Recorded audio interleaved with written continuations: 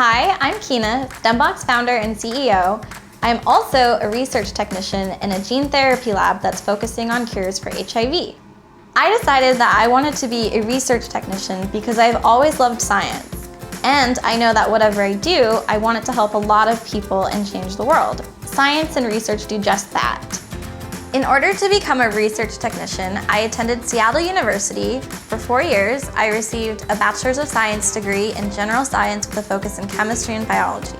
During my time at Seattle U, I took a virology course, which really inspired me to get involved with gene therapies for HIV. When I realized that there was a lab in my area that was doing just that research, I took a chance and I asked the primary investigator of that lab if I could help and learn about his research. Fortunately for me, he was really willing to take someone on and teach me all the techniques in his lab. I volunteered in this lab for 3 months before I was taken on full time, and I'm really glad that I did because it was really useful time for me to make mistakes, to learn, and to not feel bad if I messed something up. If I weren't a research technician, I think I would love to be an oceanographer. I actually am terrified of the ocean and how deep it is and everything that lives in it, so I think it would be very healthy if I learned more about it. So if anyone has any dolphins or sharks that I should meet, you should let me know so I can get over that fear. An average day as a research technician usually starts when I check my email. I go through and I see if anybody needs any assays done, if they're waiting on any data from me, or if they just want to teach me something new. And from there, I usually meet with my postdoc, who is in charge of the experiments we're doing, and we plan out what needs to be done that week. So some weeks I might spend more time cloning bacteria and making vectors and virus that we need for our experiments. And other days I spend time with specimens and samples like blood and plasma that we use to develop other assays to quantify the amount of gene therapy that's been successful in that creature. A good research technician has 2 main characteristics. They are very, very driven to work hard, and they have a really open mind. Working hard in a lab is required because some experiments take long amounts of time and they don't always go right. So you have to be willing to keep going even if something seems kind of hopeless. Having an open mind is also really important because if something does go wrong and you're not able to see beyond the scope of what you're doing, you might miss a bigger, more exciting experiment that could come along instead.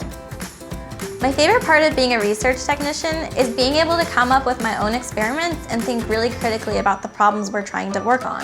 So sometimes that means that it takes a lot of troubleshooting, but in the end it's always worth it when our data comes back and analyzing it points to something we've always wanted to know about. My least favorite part of being a research technician has got to be the smells. Sometimes it smells so bad in our lab because we work with a bunch of E. coli, and E. coli are the bacteria that you find in your farts. So when we're doing a lot of cloning work with DNA, that means we have literally liters of E. coli in our lab. So it just smells like farts all the time. So that's probably my least favorite part. Growing up, I would have to say that my 2 main role models were my mom and my big sister. My big sister, Monica, has always influenced what I decide to do. If she joined chemistry, I joined chemistry. If she did biology or orchestra, I was right behind her. Even today, when we're both in our professional lives, I still look up to her to see how she handles her professional problems or her next career choice. My mom, on the other hand, was this awesome, fierce, intelligent, and lighthearted woman. Whenever I have a problem or something seems so terrible, she always finds a way to laugh about it and make me see the bright side of things. It's never an impossible problem if I have my mom there and we can work forward on it together. After a really hard day in the lab, my favorite thing to do is go home, hang out with my dog Stella, try to teach her to be a nice dog, take her on walks, and then catch up with a lot of my friends and see what everybody's been up to. It's also really nice to sit down, read a book, maybe watch my favorite show on Netflix, and then have some tea before bed. My advice for any young girls who are not sure what they want to be when they grow up is to keep a really open mind. If you're a girl who's interested in STEM, I would say that academia is not your only option. It's really important to understand that STEM needs really creative, outgoing, fun and friendly people too. We need people who can do publications, outreach, education, pop culture. We really need some bright, young, creative women in the field.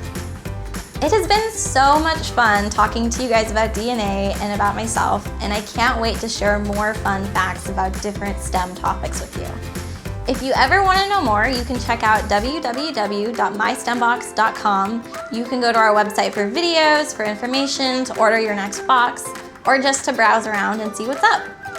Thank you again so much. I can't wait to see you guys next time on STEMbox.